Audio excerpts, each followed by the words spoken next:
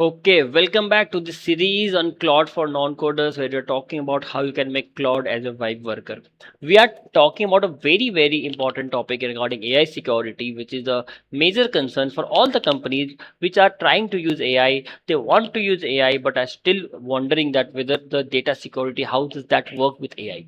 So first of all is we have already talked about how you should ensure that minimum data leaves your machine. Okay, minimum data should leave your machine. You should try that. You should make offline tools and all of those things. In the last video we saw that. Now whatever data is leaving your machine, suppose you created this empty file. Okay, you have this empty file created. Now even the text which you have created over here, suppose I created the text, I converted to mark. So now I have all this text format. Now within this text format, you should have a find and replace command. Find and replace, which is basically called redaction. So suppose I want to replace all the sensitive wherever my name is coming, wherever CA Pranav Pratik Tulshyan name is coming, I want to change that to Mr. P. Okay, wherever my company's name is coming as a some private limited, I want to convert that to Messrs ABC Limited.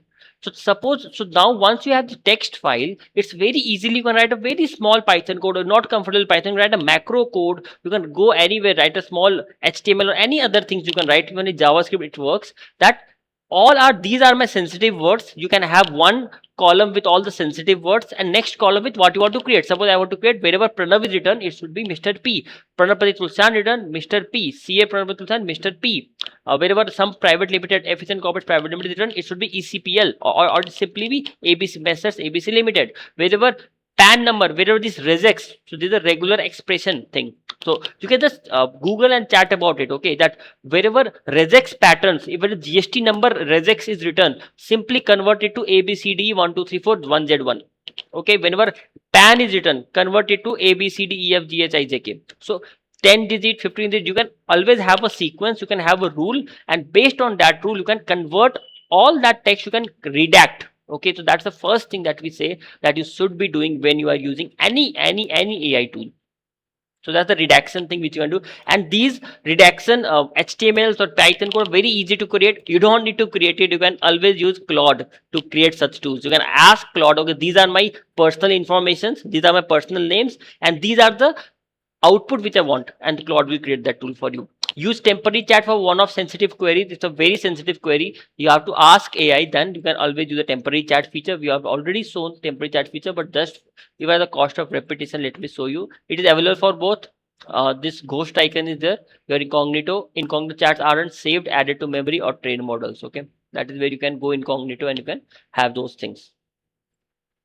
Second, professional confidentiality, confirm the contract. So basically, if you are a CA firm and you are dealing with client information, make sure that you mention the use of AI into your engagement letters. And also, while you are dealing with that, still you should be ensure highest level of confidentiality and even the data protection, Digital Personal Data Protection Act, DPDP Act, which will be there from May 2027, requires you as a data fiduciary to protect the data of data principal, which is the client, and you are the data fiduciary. Okay, and even when you share the data with a third party, that's a data processor. So it's a responsibility of the data fiduciary to ensure data processor also has the right amount of security measures in place so that they can prevent any breach of digital personal data.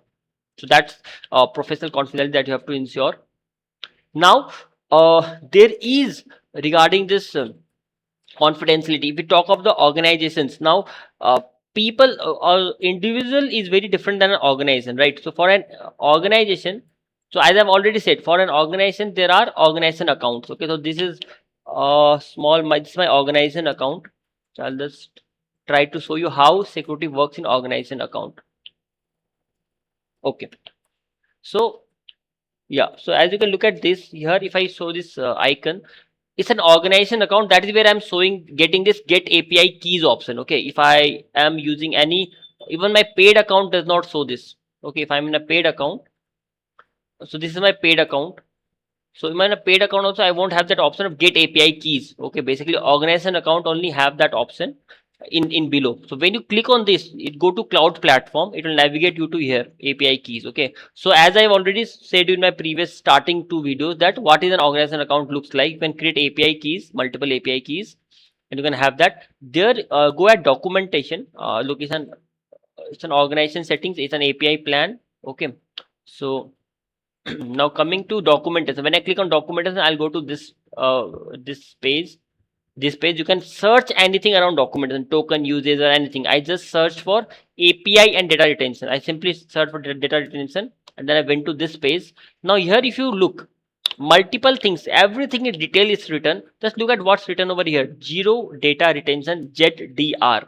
So it says under a ZDR arrangement, Anthropic does not store customer prompts or responses at rest after the API response is returned. Once the response is given, after that nothing is stored in the Anthropic servers. When the prompt comes, obviously prompt has to be read by the machine. After response is generated and the response is given, once the response is given by the Anthropic, nothing stays in the Anthropic servers after the response is returned. To request ZDR for organization, contract Anthropic sales team. And mind one thing, ZDR is not there by default. You have to request it. ZDR is available on request. Contract to Anthropic account representative will enable it. So when you go for an organization account to get a particular sales representative or someone from Anthropic team, you have to particularly request for ZDR. Don't think that if I am into organization account, I have got ZDR by default. Make sure you have that zero data retention agreement signed by Anthropic for your particular organization, because that is the only way you can have a proof that okay, I am sending data to AI, but there is no data retention at the part of Anthropic. And this is the same thing which even DPDP Act mandates you, that to get a data privacy agreement or data protection agreement, DPA, you should sign the data fiduciary, that is the CA firm, to protect the data of the client, that is data principal.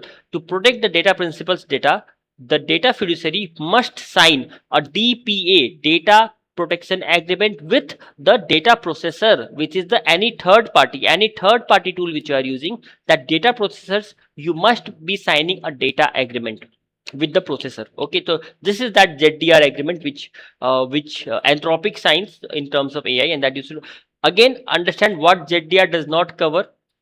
Make sure like something for your users is Claude for Excel. We have seen in the Claude products, there are different products. Claude for Excel, one of the product. Claude for Excel is not covered by ZDR. Just imagine your Excel are the most sensitive financial information or any technical operation information in your company, and that is not ZDR eligible. So you should think twice before using the product Claude for Excel. Similarly, Claude, Fable 5 and Mythos, this model requires 30 days data retention, because that is required as per the US laws, and that is where it's not available on ZDR. Similarly, there are some flagged content legal restrictions, some retention regardless of ZDR. They will be retaining certain information because of some laws. You should click on this and read it, because these are very easy to read. They are very easy to understand. If you don't understand, just copy paste and ask Claude. Just copy paste this entire thing and ask Claude, okay, what does this mean? Look, it's a copy paste option is given by them. Already they know that open markdown. Look at that. You already they are giving the option of copy paste as markdown, open in markdown, chat with Claude AI. So you can chat with Claude AI using this page. Okay, so that is even they understand that okay, people might not know, so they are saying it, giving this an option, chat with Claude AI. So this is around the organizational data retention point of view. So if your organization is thinking of using Claude, make sure you are using an organizational version. It's not costly. It's $24 per user per month compared to the $20 per user per month in the pro version. So you can definitely use that. Make sure to read what retention is there, what residency is there. So as you see over here, Claude uses AWS. So Claude on AWS is there. Claude is there on AWS, Claude on AWS. So Claude on AWS, so it has a India-based data retention, and you can ask Claude to have your data retained over in AI in the Indian data centers of AWS. Okay, that's where you can have these things. So yes, so that is the basics of how you should be knowing it. I'm not giving here. We are not writing anything, because these things particularly tend to change. I'm giving you the link of this in my handout. This link will be there, and you know how to access it. It is through, if you have an organization account, or even you can visit this website, simply platform.claude.com. Yeah, this platform, that's claude.com/doc/home. So you can visit this website and you can read about all the Claude documentations. You can search about it over here and you can read it. Okay, so you should know some basics about security before you start using AI. So this was regarding data security. I believe the last video and the current video, how you can use local tools, give minimum data, redact information, find and replace basically, and doing all of these will help you to minimize your security risk while using AI. So this much for this video. We'll see you in the next part.